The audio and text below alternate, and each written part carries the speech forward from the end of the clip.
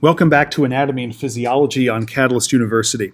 My name is Kevin Tokoph. Please make sure to like this video and subscribe to my channel for future videos and notifications. In this video, we're going to talk a little bit about some of the physiological parameters that describe cardiac function. In other words, describe the function of the heart. And one of the most important parameters that we can talk about is something called cardiac output. Now, cardiac output, typically you'll see abbreviated as either capital C, capital O, or capital Q. This is the way I learned it. Q is normally a symbol for flux, and what we'll see is that cardiac output is actually a measure of the flux of blood in and out of the heart per minute. All right? But for us beginners, what is cardiac output? It is a measure of how effective the heart is in fulfilling its function as a pump. So let's think about it. The heart is a pump and it pumps blood. Where does it pump blood? It pumps blood to all the tissues of the body. You need that going to your legs for muscles, bones. You need it going to your abdominal organs, your lungs, your brain. The heart has to send blood everywhere because blood is so vital. It carries with it nutrients, oxygen, all that stuff, and then also brings waste away from those tissues. Okay? So cardiac output is a measure of how efficient the heart is. And the way we define it is the amount of liters of blood ejected from the heart per minute. So number of liters pumped by the heart per minute. And there are two other parameters that determine the cardiac output. One is the heart rate. The heart rate, hopefully we know what that is. That's the number of times the heart beats per minute. Okay? The other thing is something called the stroke volume. This is the amount of blood normally expressed in milliliters that is ejected per beat of the heart. So when you think of the heart beating, it's going to eject blood, right? So just think about one beat.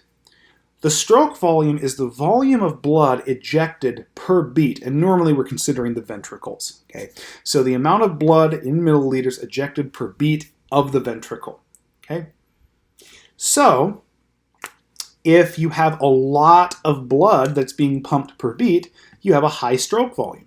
If you have a low amount of blood ejected per beat, it's a low stroke volume.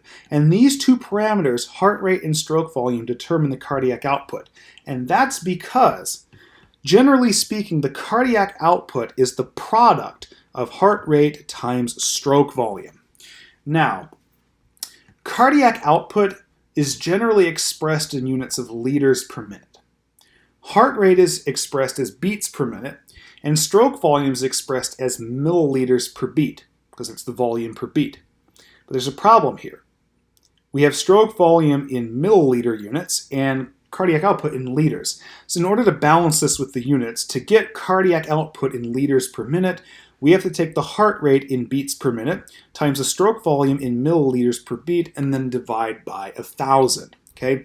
And that's only the case if you're looking to express the cardiac output in liters per minute. Okay? If you were fine expressing this in milliliters per minute, you wouldn't have to divide by 1,000. But this right here is the general formula that we all would use.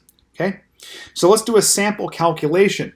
What is the cardiac output in an average resting adult?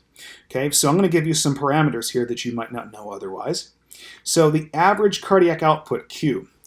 We're going to take the average heart rate. So a person's average resting heart rate is 75 beats a minute. And then the average stroke volume for a resting individual is about 70 milliliters per beat.